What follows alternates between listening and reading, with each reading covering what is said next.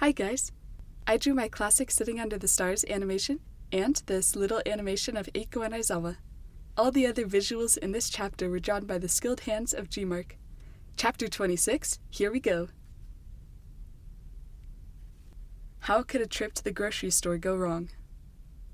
True to your word, you'd been sticking close to Aizawa so that he could help with your quirk, and that included running errands with him. You weren't sure where to find the last item on Aizawa's list, dried cherries. You spotted a lanky teen with a mop of brown hair standing on a high ladder and stocking boxes into the shelves further down the aisle. You ran over to ask him. As you approached with a friendly smile, his eyes widened in alarm and he jerked backwards, the motion upsetting the ladder. Your stomach lurched as he tipped. "Look out!" you gasped, leaping forward to save him. "Eiko!" Aizawa yelled in the background. You caught the boy. "Are you all right?" you asked breathlessly. He stared back at you with dark, horrified eyes. His silence was kind of freaking you out. Then you noticed. Your claws were fully extended, and they were cutting into him. You stumbled back right as Aizawa reached you and steadied you.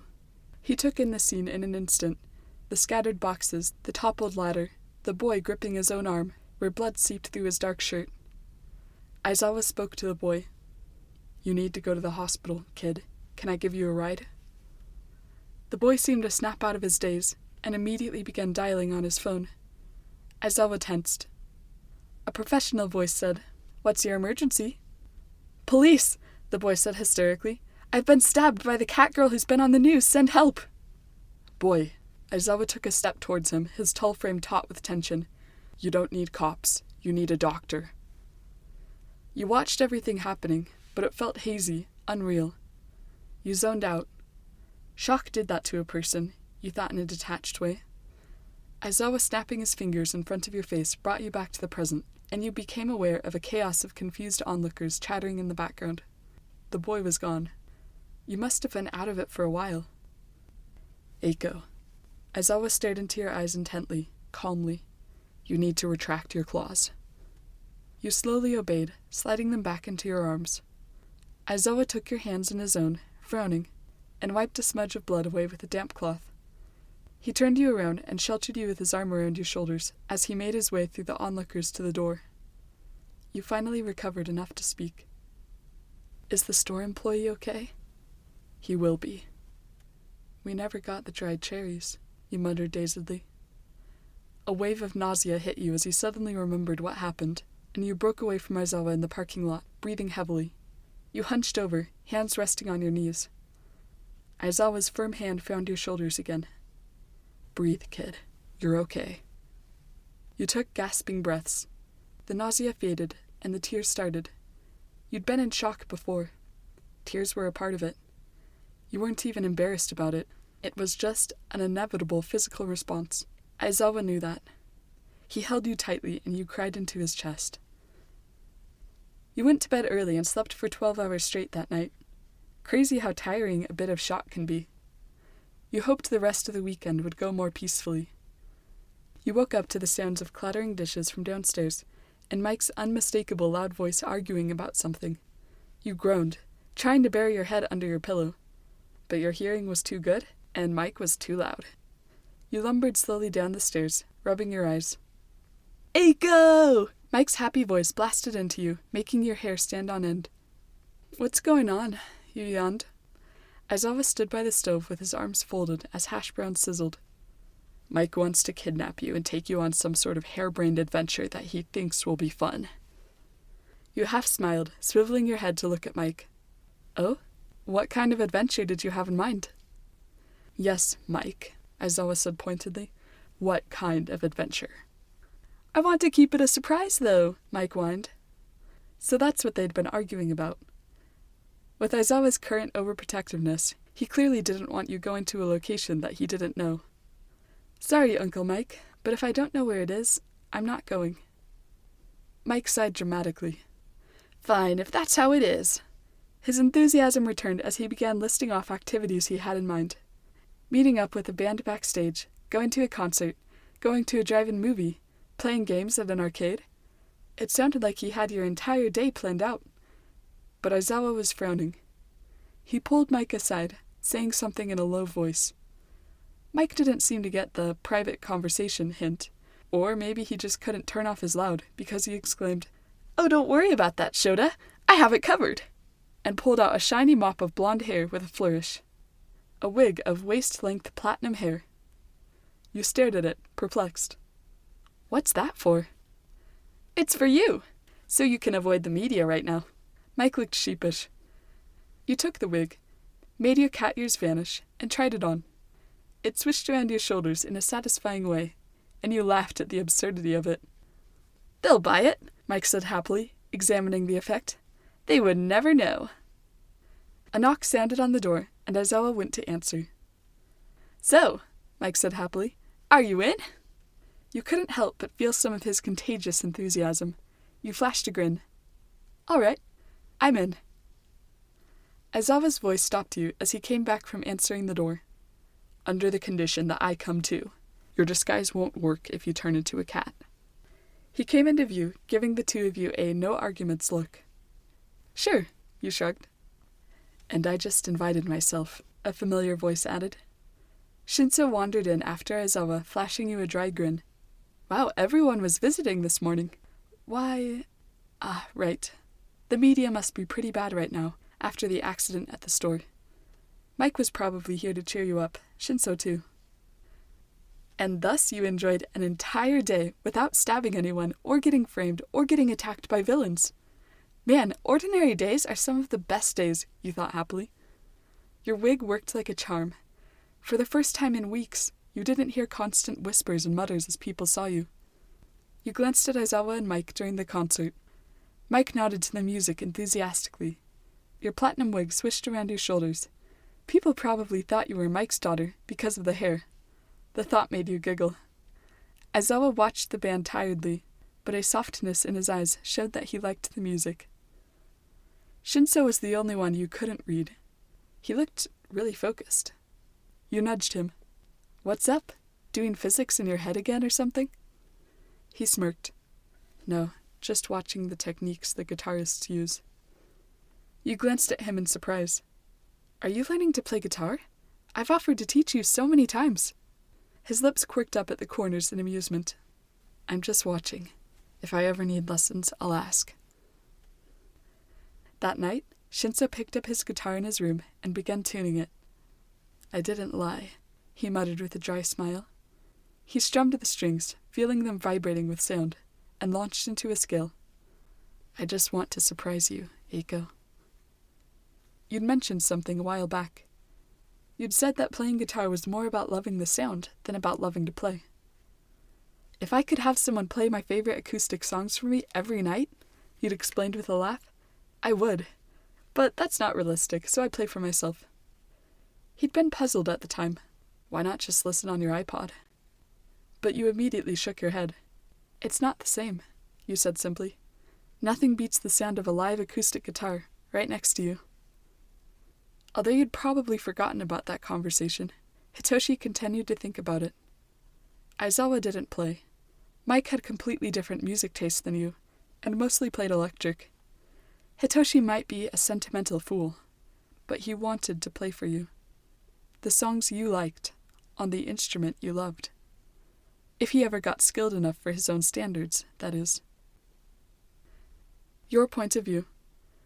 "Dad," you called. He immediately whirled, eyes glowing, but erasure wasn't necessary. You looked back at him, perfectly fine, but apologetic, with your claws stabbing into the sofa.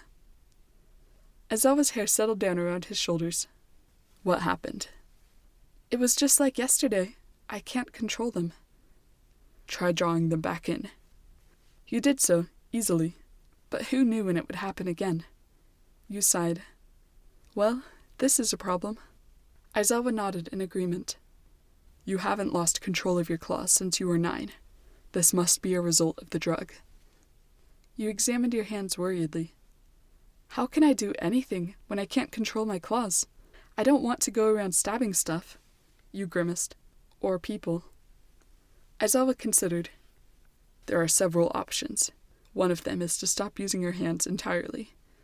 He frowned. "Another is to file your claws down, like in your past."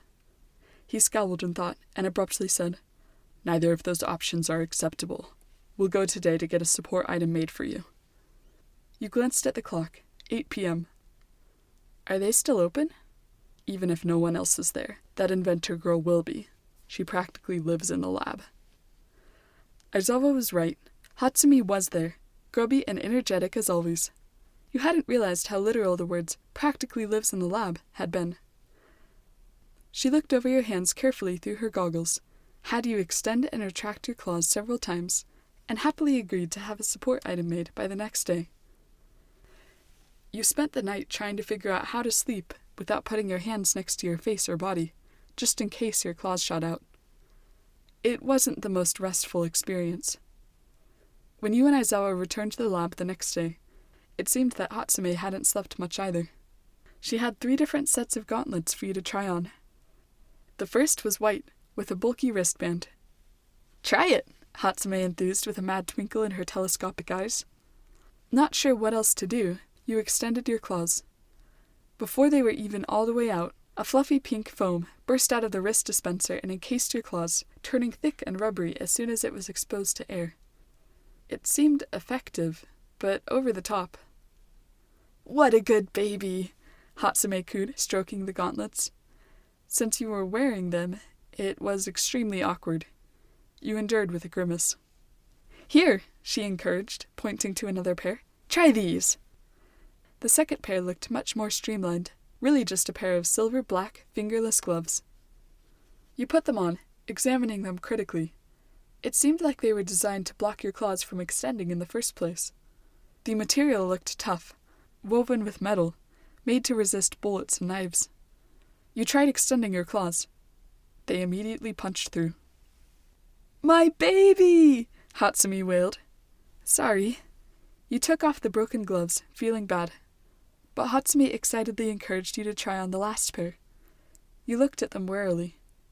They were thick, made of a synthetic orange material, and padded on the back of the hand. Not exactly the most fashionable accessory you'd worn, and they had small pads placed awkwardly between the fingers. You put them on. At least they weren't as uncomfortable as they looked. You felt a small zap as the blades shot out from your hand, and saw small sparks of blue electricity dancing along your claws, which were securely coated in a clear gel. "How does this work?" you asked, confused. Hatsume looked delighted. "I didn't know if this baby would succeed. It's electrogel. If you zap something that conducts electricity, the gel will follow the electric current and coat everywhere the electricity does. It's the strongest material I could find, but I wasn't counting on it because I didn't know if your claws are conductors." "Do you have a good voltage control on that?" Aizawa asked sharply from the doorway. "Oh yes," Hatsume said, oblivious to his concern. "I tested the voltage on myself several times to fine-tune it." That would explain the crazy fork-in-a-light-socket frizz to her hair this morning. You tried stabbing the table. Your claws started to cut through the gel, but only barely. Pretty strong stuff. It would give you plenty of time if you extended your claws on accident. "These are perfect. Thanks, Hatsume." You retracted the blades and the gel evaporated. The tanks were on the backs of your hands, and Hatsume gave you several gallons of gel to use for refills. "All right, orange gloves," you muttered. "You'd better work." Going to school the next day was different. Shinso and Aizawa both went up early to fill out some paperwork for Shinso's transfer to the hero course, so you went alone. You still hadn't bothered to see what the news was saying about you. You already knew it was bad, from the way Mike and Shinso checked on you early on Saturday. But you hadn't realized how bad. Some guys from General Studies cussed at you as you walked to class. People yelled insults at you again as you made your way down the hall to your locker. A few guys came up behind you, invading your personal space. "Hey, Slasher, gonna cut us up too? How are you not in jail right now?" You gritted your teeth, refusing to engage with them. "Aw, are you scared? You only target helpless store clerks and old people at diners." The guy's body suddenly slammed against the lockers, making you jump. Your gaze traveled up from the hand pinning his throat to the enraged face of Katsuki Bakugo. "Stay away from cat ears, extra!" he snarled, releasing him. The guy and his buddies sprinted away without hesitation. You looked up at Bakugo awkwardly. You hadn't talked to him since the time you jumped out of his bedroom window last week. Thanks, you muttered. Bakugo glowered down at you. They're just stupid extras, he said softly. Don't let them get to you. Thanks for listening. And special shout out to the 2 of you who donated in my virtual tip jar. And to all of you, have a great week. The first was Waiki. The first was white with a bulky wristband. Aizawa considered. There are several options. You've been in shock before. Tears were a part of it. You weren't even embarrassed about it. It was just an inevitable. It was just an